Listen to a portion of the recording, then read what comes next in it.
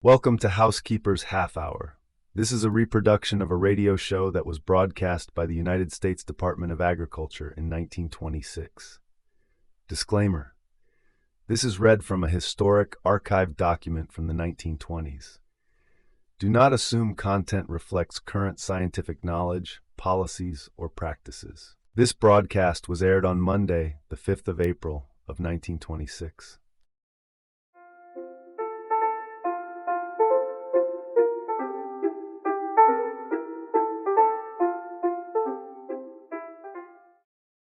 One of the best-liked meats the world over is a roast of beef, and if you follow the Old English custom, you will serve with it a Yorkshire pudding, suggests the Bureau of Home Economics of the United States Department of Agriculture.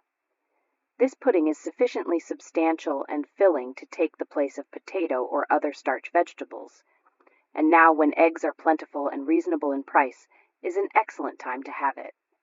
If you do not have Yorkshire pudding, we suggest macaroni and cheese since Irish potatoes are still scarce and high-priced. Use just enough cheese to flavor this since the extra protein is not needed in this meal.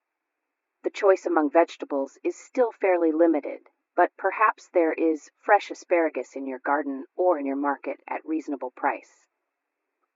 If you can get only a little asparagus, you can cook it with rice in a way that saves every bit of the delicious asparagus flavor and makes it go farther.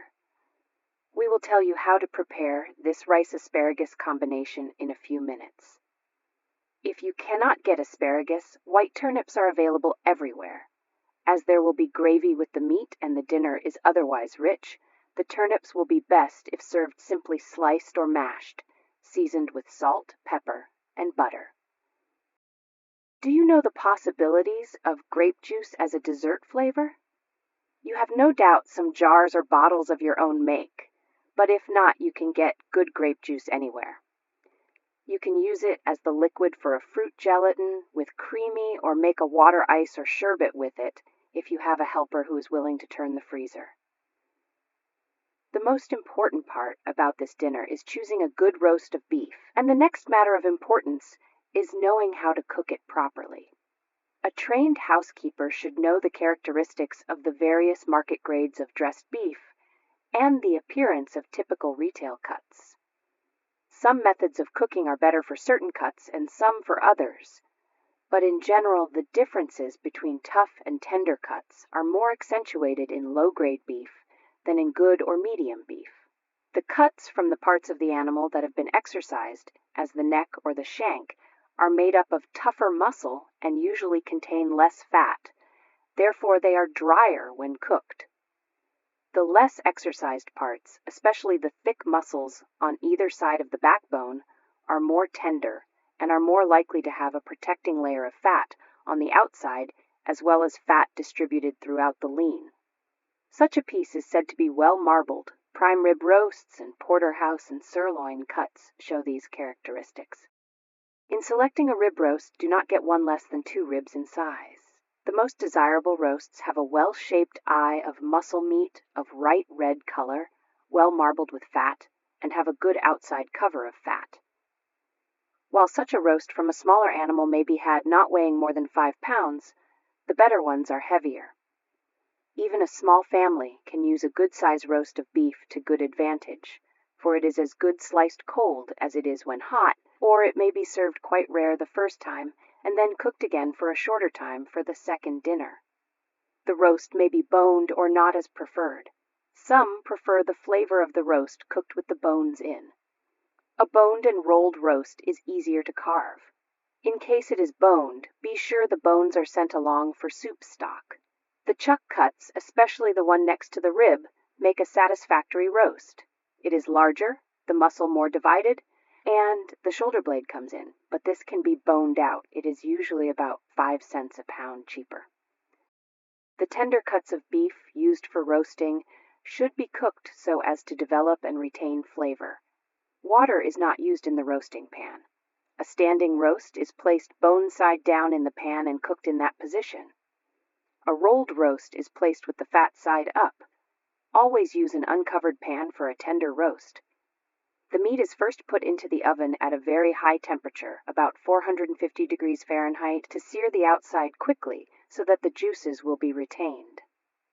The heat is then lowered in order that the meat may cook through without burning.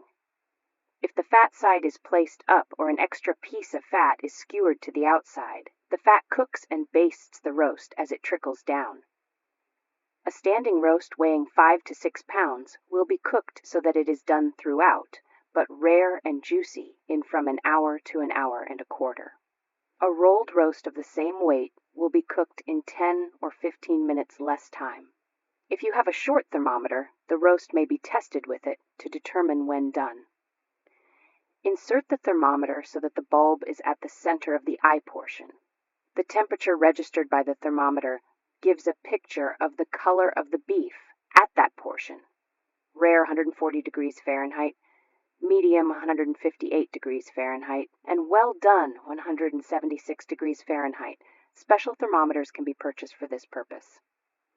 To summarize our menu before we give today's recipes: roast beef with Yorkshire pudding or macaroni and cheese or rice and asparagus, white turnips, grape juice sherbet, ice, or gelatin.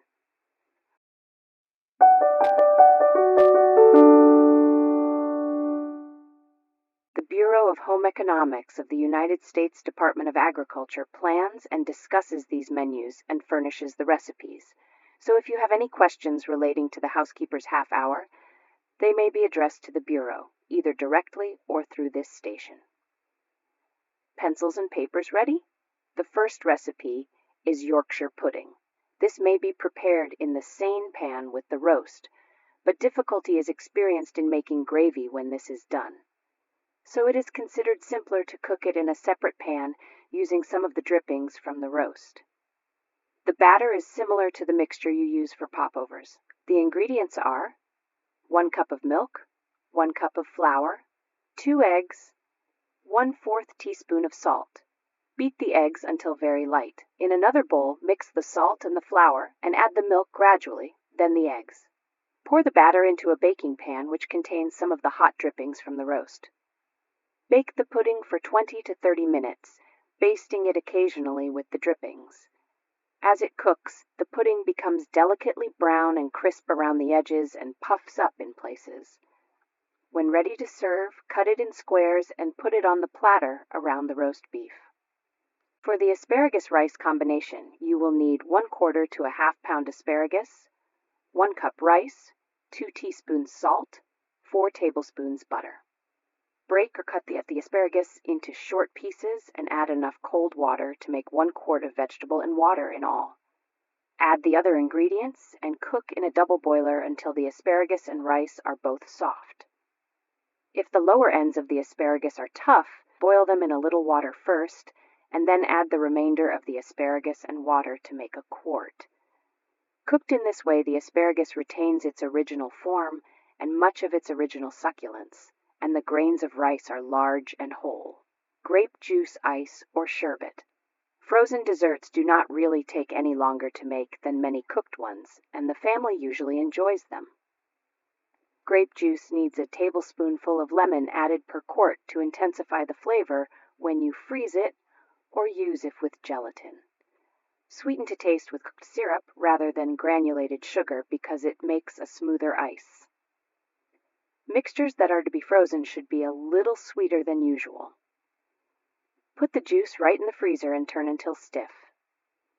If you wish only to make a water ice, remove the dasher and pack and let stand until serving time. A sherbet is made by adding a beaten egg white after the mixture is frozen, before taking out the dasher. Many people like the texture of a sherbet better than that of a water ice. If you do not wish to make either sherbet or ice, make grape gelatin. For a quart of gelatin, soak an envelope of granulated gelatin in 1/2 cup of cold juice. Put a cupful of the remaining juice on the fire with 1/2 cup of sugar, and when boiling, dissolve the softened gelatin in it. Add the rest of the quart of grape juice, a tablespoonful of lemon juice, strain, and pour into a mold to become firm. Serve with plain or whipped cream.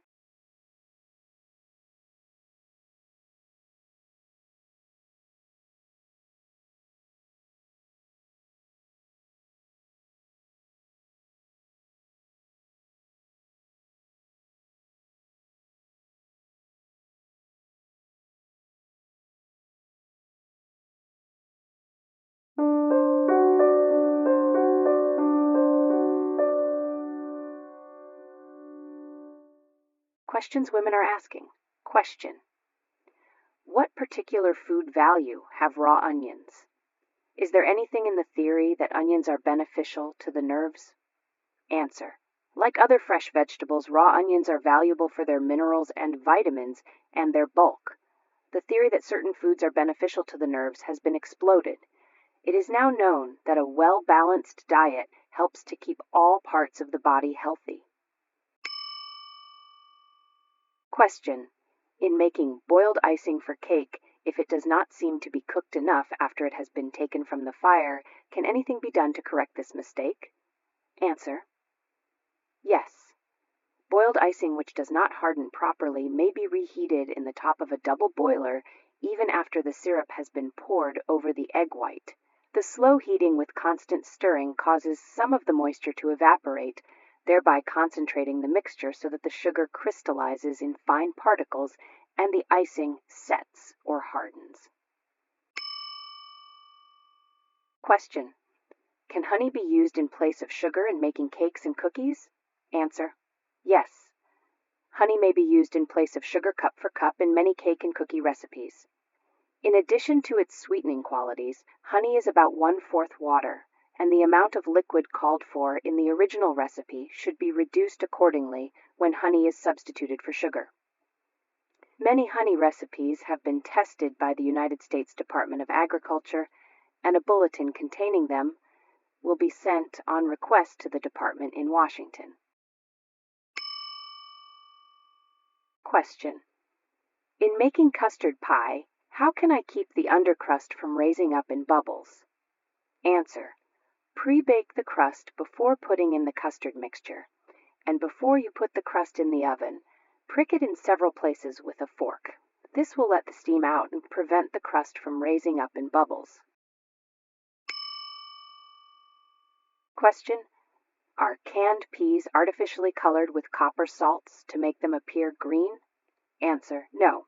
Artificial coloring of peas is not practiced in this country, and foreign peas so treated are no longer allowed to enter the country.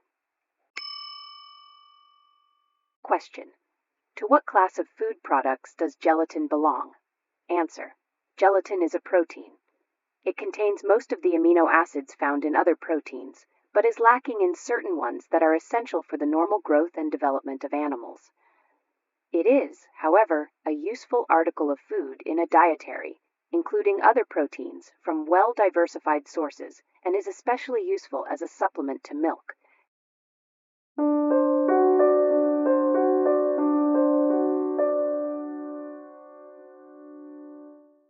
Well, this concludes this broadcast of Housekeeper's Half Hour.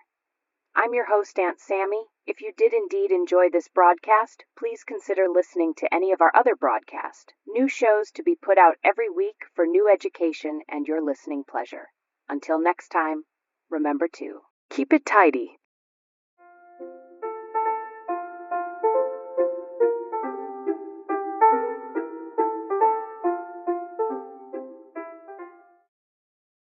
This broadcast was researched and produced by Breakaway Empire LLC.